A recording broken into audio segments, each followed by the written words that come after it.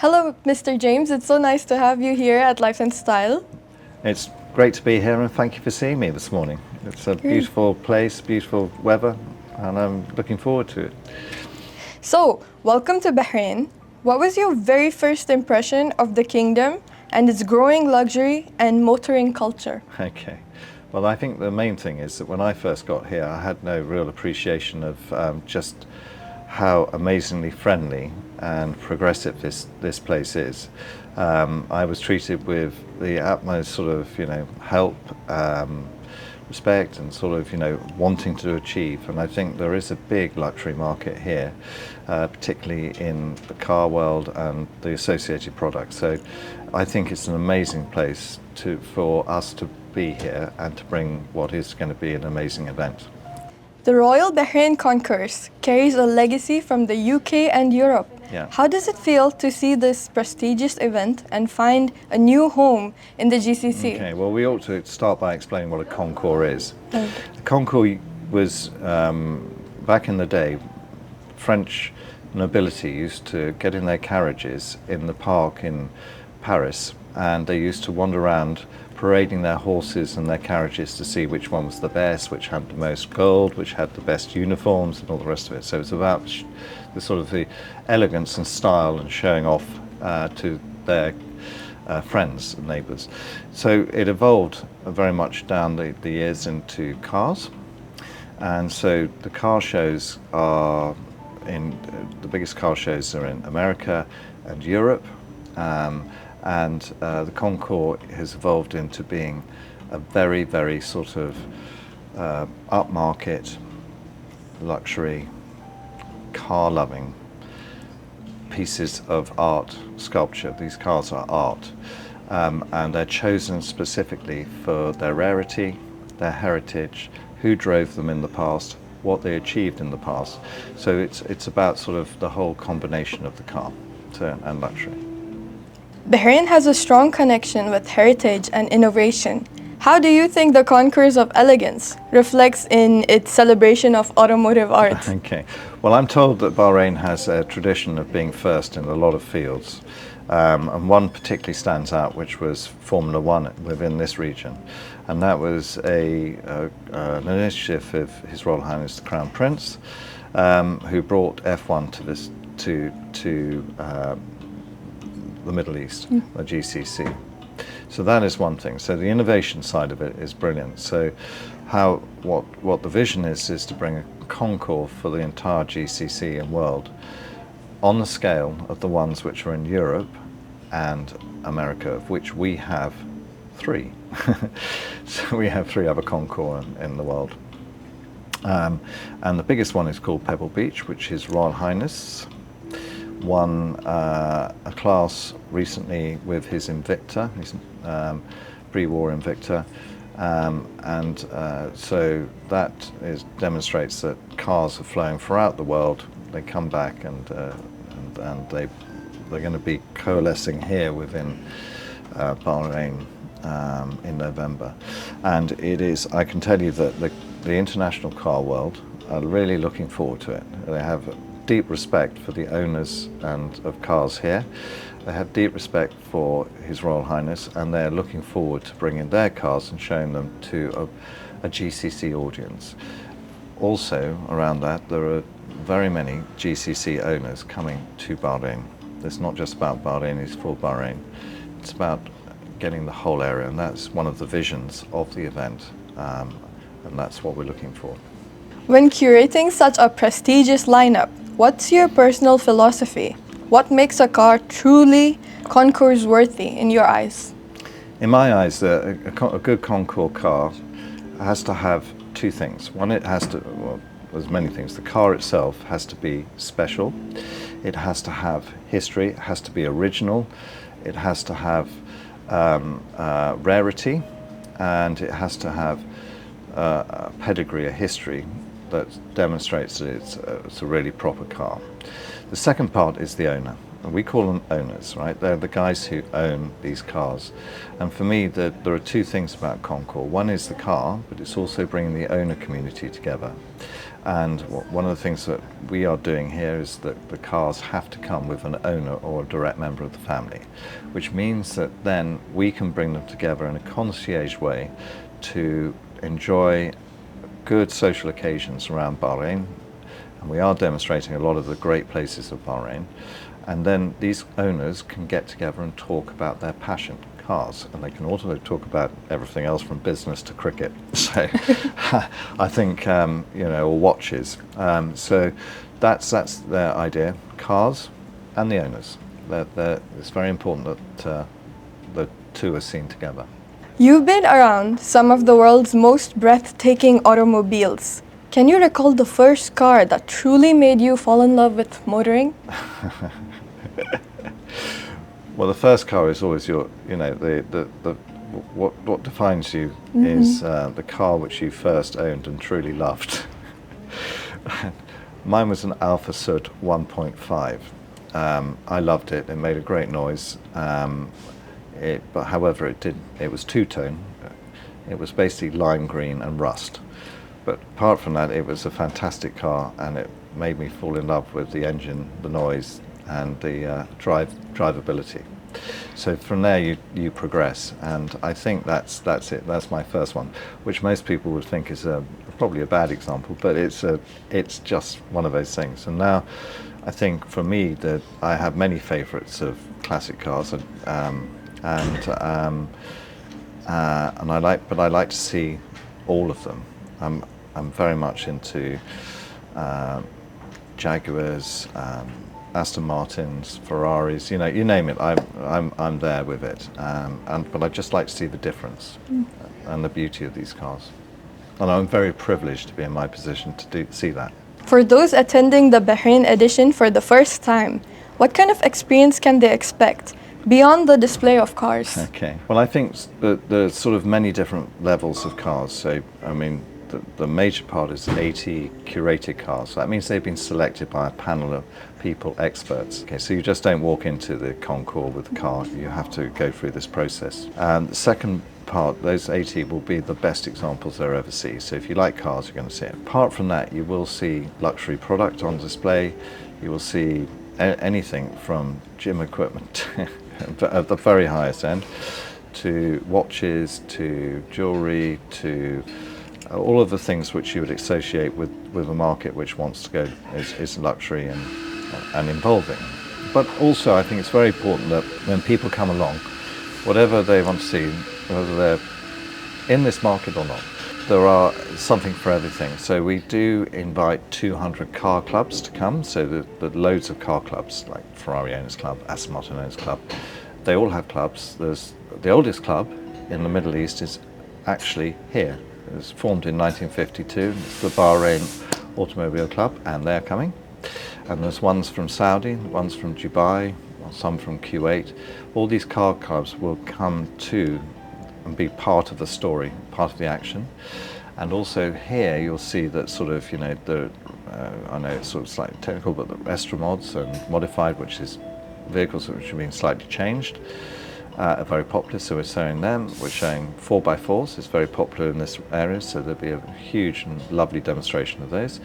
And also to get the young in, we are sort of saying, if you've got a great car and you're under 30, we're going to have 30 of those, and that'll be a judge competition. So to get the young, everybody involved, and that's the whole idea, is to bring everybody together. And you will be able to see things on stage. All these vehicles will be talked about on stage.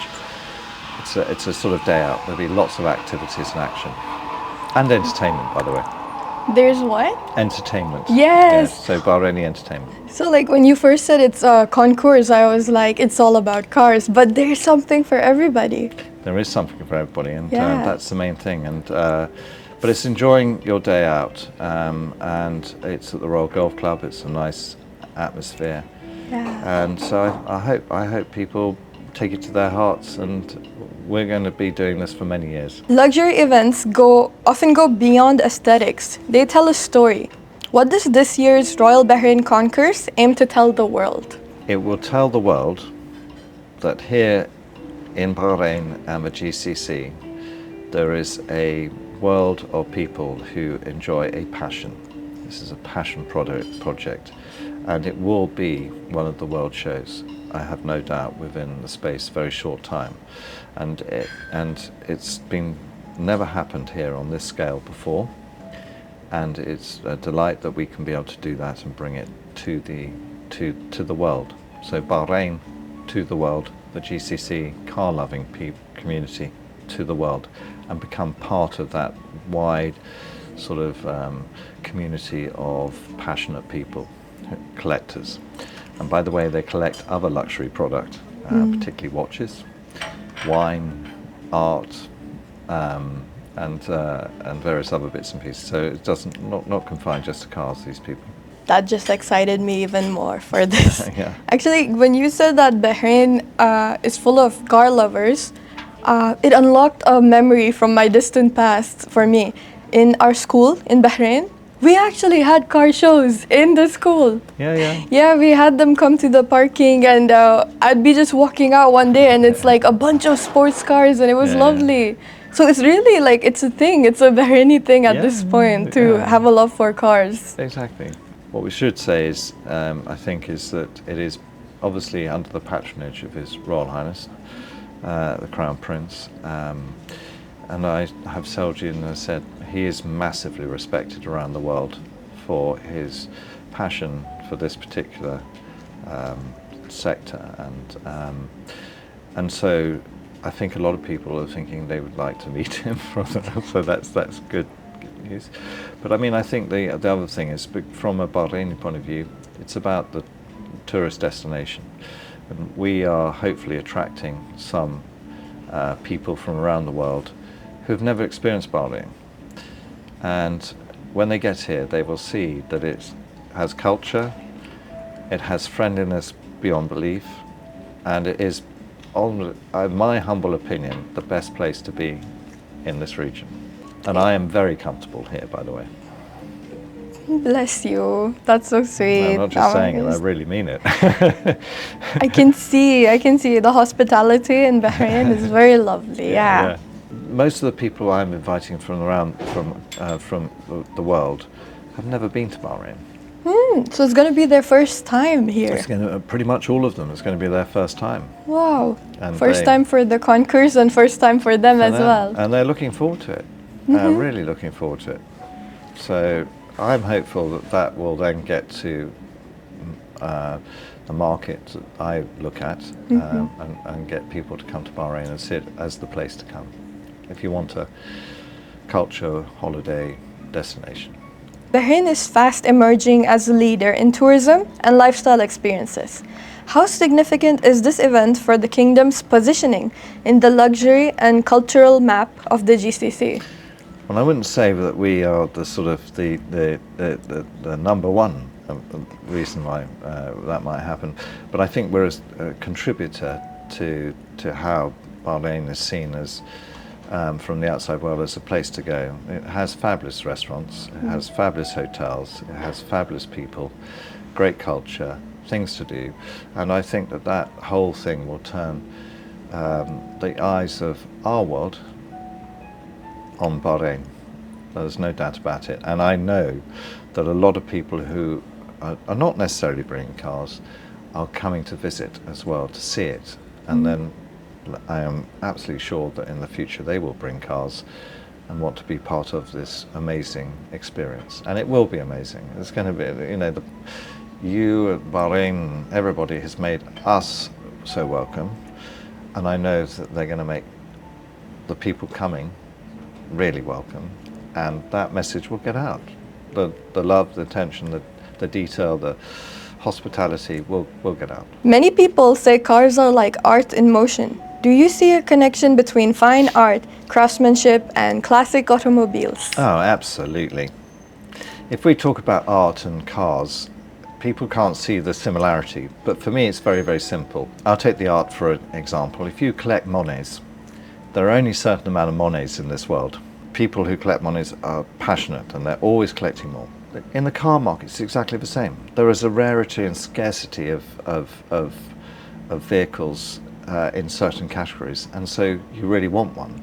There's a thing called a Ferrari 250 GTO, of which there are 36 examples, and they are, I'm not going to go into value because it's rather horrible, but put it this way, they're extremely valuable cars, and everybody, serious collector, wants one of those, so they trade for a lot of money.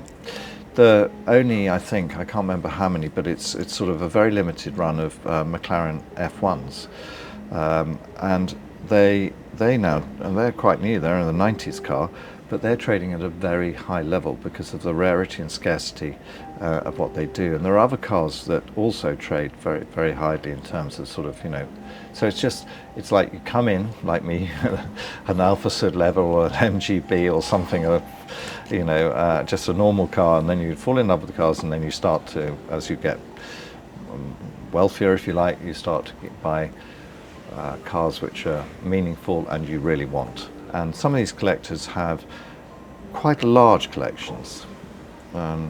Some collectors who have 20 odd cars, there are some who have 50, there are some who have 500. So it's not, you know, there's some who have over 1,000, and not too far away from here either. But you know, there's sort of also the type of people that you would know that in your world, in the fashion world, like Ralph Lauren. He has an amazing collection of cars.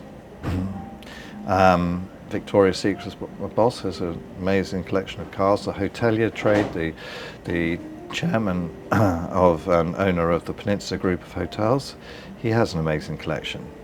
The people who own the Hilton have an amazing collection. JCB has an amazing collection. So you'll find that sort of, you know, some of the biggest major companies and owners of businesses in the world have major collections, and this is their passion. So they collect cars like some people collect art. It's almost like it's its entire own world with its own language. Like you step in and you get to see the world, and you get to. That's how I felt when you spoke about you going in, you seeing it with your car, and then like you changing. It just felt like you stepped into a new world at that moment. Yes, it's a world where, you know, the unlike other worlds where you have to learn to play golf, and everybody learns to drive, right? And so it's a very egalitarian subject matter. Everybody, you know, who has a driving license could drive one of these cars, and that's the point, is that sort of, you know, people can look at these cars and aspire to them, but also look at the beauty and the rarity and go, wow, wasn't that special, wasn't that great? I really enjoyed seeing that. And some people do come, you know, if they see that there is, I don't know, like we've got coming in the first Koenigsegg, which is a supercar. If they're into Koenigsegg's, they will come because this is the first one that was ever made. You know, it's very much like the art market. When you go to an art gallery, you may go and have a look at the whole, but you may be very interested in a certain artist, and that's the point. And then you may discover something which you really like, which is not one of your favorites. That makes so much sense, and that's very interesting, actually. Here, there's you know, the culture of cars is much more modern than we would see, but we are bringing what we call pre-war cars. So these old big cars, you know, they are sculptures, and they give us sort of indication, and also the history of how cars grew and how they become supercars, hypercars. They started, you know, way back when in 1890s, and they developed, and it's that development which is interesting. Yes, and it's like a human marvel, like to see the efforts that someone can put in and create such beauty, and like the craftsmanship, and see it come to life. That's very cool also. And that's why the connectivity of some luxury products we went at between watches and cars is really important, and that's why you'll find that the biggest collectors collect watches as well. It's about the artisan work, the engineering, the sort of design, the feel, the look. It's all about that. So for them, watches are very important. Yes. So it's like it's deeper than just cars or just watches. It's like also like what when it's fine if it's not deeper than that, but it is deeper mostly. I think it's about what went into it, the effort, and the ideas. But you know, the thing is, sort of, you know, these cars are expensive, and they do trade, and they become more valuable mostly. But fundamentally, I can't talk for everybody, but I would say that most people that I know collect it with their heart, not their head. So they're here for the passion and the joy and the feel of it. And they may justify it with their head, saying, yes, it's going to be more money in the future. But actually, what they're really doing is saying, I want it. I really want it. All and right. they get in and they drive it, and they feel, you know, and it's about the feel and the whole environment. And for Concours, it's really about bringing those people together to talk to other people. And that's what happens. It's about friendship groups. I can't tell you how many friendship groups I've seen being made at these Concours. People who've never known each other from different parts of the world get together, and they come and It's a very human thing, actually. You're giving them a space. You're giving everybody a space to come together and finally speak about things that others will relate to and understand. And, you know, we're giving them experiences at the Grand Theatre for a dinner. We're giving them experiences in the Ritz-Carlton Island for a dinner. They're living in the Four Seasons, having a party there. Everywhere they go, they're going to have the ability to come on a social level, not just on a car level. And that demonstrates Bahrain, and we will be doing for our owners all sorts of things in Bahrain, from visiting the souk to boat trips to the Pearl Path to all of the sort of things which Bahrain tourism has on offer. And we will give a lot of it, because we won't give it all, because next year we've got to find something else to do. But basically, we're going to show them Bahrain and give them a flavour of Bahrain to make them love Bahrain like I do. What does success look like for you? When you look back at the Bahrain edition, what's the one takeaway you want every guest to leave with? I want to leave with a smile. And saying that was worth it. That was a good day out. And I saw something I didn't see before, and I'm coming back. That's success. The Concours of Elegance has always been about legacy. Which historic car or collection do you personally find most inspiring? Whether my personal choice is not another person's choice, and I'm just delighted to see every car and all the owners and the difference. And some things which I may not like as much as others, but I like them all. So it's like having children. How do you balance tradition and modern innovation when hosting such events in today's evolving automotive world? Yeah, I mean, you have to sort of make sure that you are keeping up with the times in terms of social media and other spaces, but more importantly, you cover the whole spectrum of cars, and realize that things in the GCC will be different from London. It will be different from California. So you try and get it right for the GCC, and it's really important. We're not doing it for ourselves. We're doing it for those people who are visiting the event and taking part in the event. We are just a conduit between the cars and the people who are coming. And what I always say is success is when we give the audience what they want. And that sounds very simple, but many shows don't. And we want to make sure that we do. You worked with car owners, collectors, and brands across continents. What do you think makes collectors so emotionally attached to their vehicles? What do I think? I think I've said it, but I mean, I think it's about taking the basic example, taking that picture you had at school, maybe a poster on the wall of a car, and dreaming about owning that car. And a lot of people do. And it's about then getting that car later on in life. And I think that's sort of what people do. It's the passion, it's the drive, it's where it's their happy space.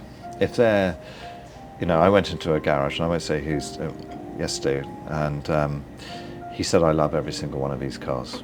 And it was one of your leading figures here, and he said, these are like my children. So he was explaining all about the cars and the heritage. He knew every single one of them.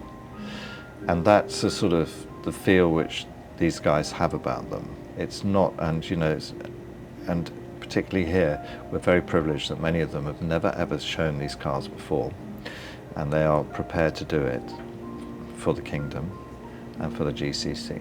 And many people from the GCC are coming because they want to be part of this amazing event, because it's for the GCC.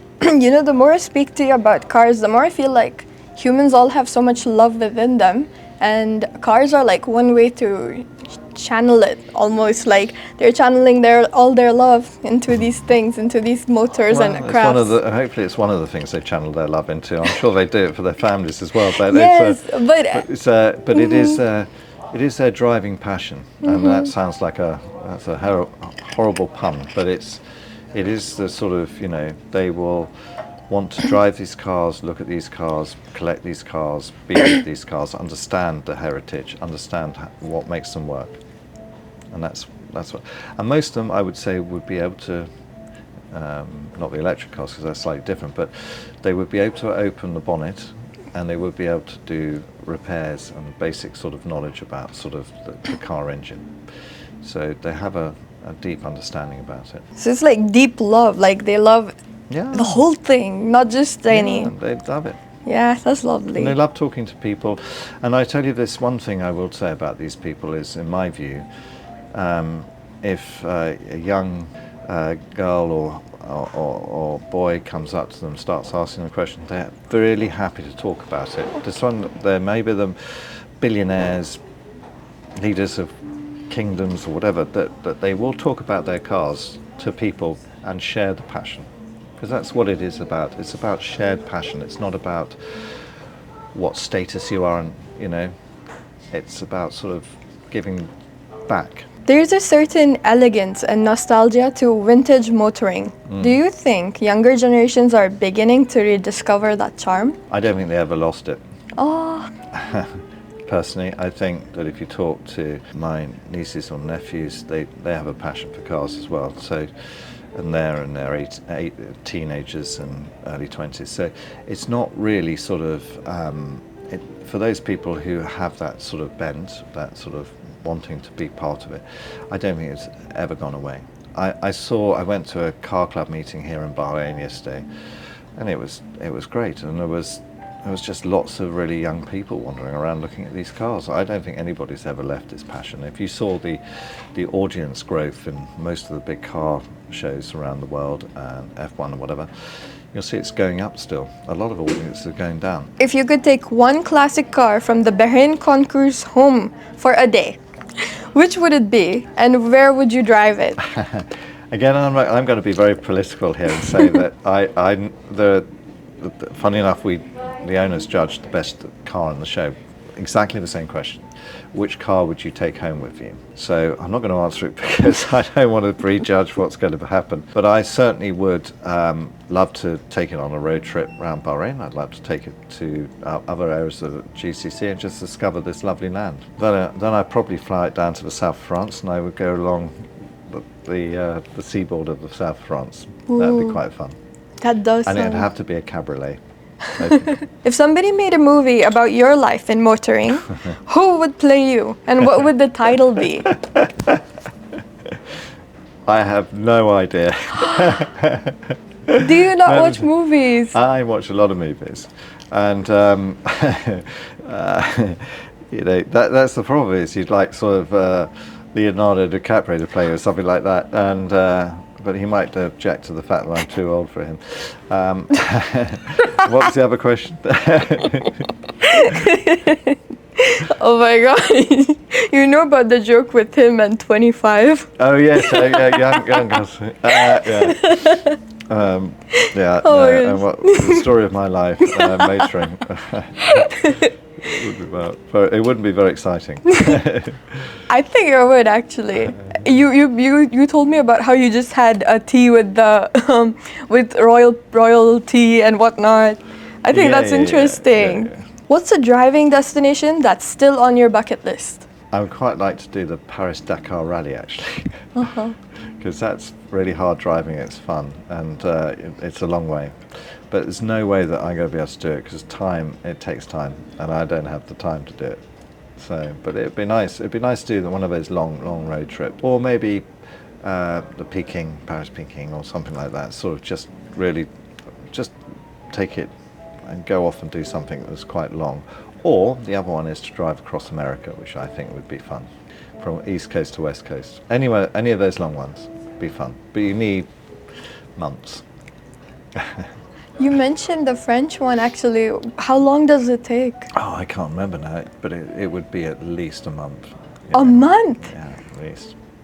So these are long trips where By you. the time you got prepared and you do it and you whatever, it's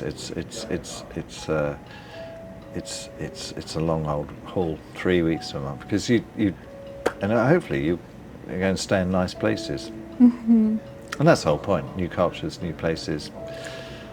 Okay, I get it. Oh, that's very cool. I didn't know it was a And thing. even in America, you get neat. You know, every state is sort of slightly different in people and terms and food and whatever. Why not? It'd be good fun. Oh, Canada. That is another one. You got love. Canada would be marvelous. Come to the East also. East, yeah. Well, you could do Hong Kong to Beijing. That would be quite fun. Or even India. Go from north to south. I've never been to India. I'd really like to go.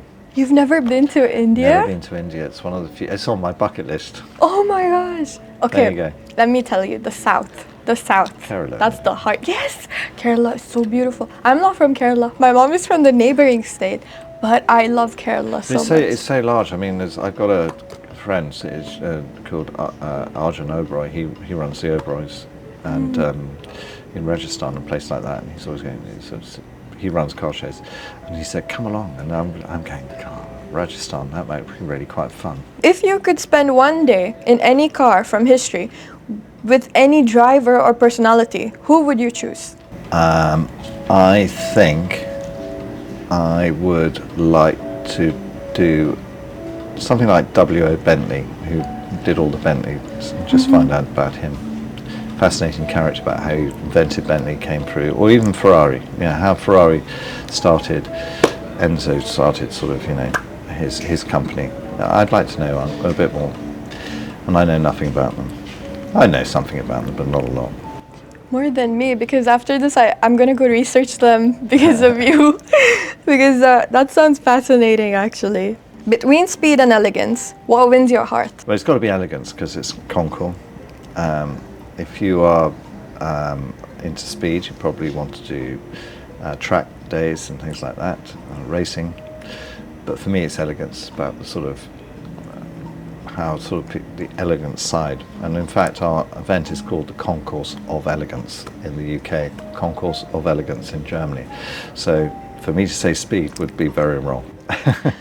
But as a car lover, like, No, I do. what is one thing that you would sacrifice on or choose over? Yeah, no, I'd definitely go elegance. I like the I like speed and I like doing it, but I also like just driving and Have you ever had a car show mishap that still makes you laugh? Don't think we had a particular mishap, but what we did do was in our first year, the Concours of Elegance in London, the Queen, Her Majesty the Queen, gave us permission to put the car show in the quadrangle at Windsor Castle, which is now quite famous, where Trump went for dinner the other night.